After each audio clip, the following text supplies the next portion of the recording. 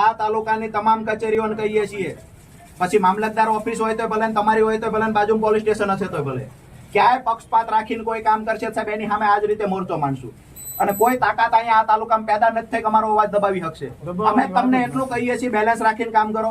અમે એવું નથી કહેતા ફલાણાને તમે કામ શું કામ આપો છો, ફલાણાનું તમે શું કામ રાખ્યું, અમે આ નથી કહેતા.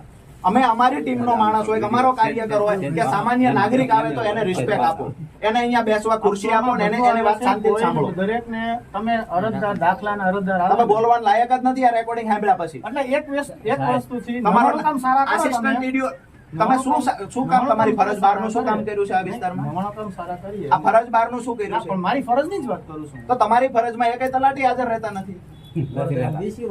જો સર એકેય હાજર નથી રહેતા. એક તલાટી અડધા અધિકારીઓ રાતે ફોન કરાય એવી સ્થિતિમાં નથી હોતા. એક તલાટી હોય ને સાહેબ, તમને કહીએ છીએ મિનિટ. પંચાયતનું કામ એમ એક મિનિટ. તલાટી હાજર નહીં રહે ફરિયાદ કોને કરશો? મને કરો મને કરો બરાબર છે. હું એમાં પણ કહું છું. તમે સાહેબ તલાટી હાજર રહે તો કાંઈ પ્રશ્ન નથી. એક મિનિટ મને આપો.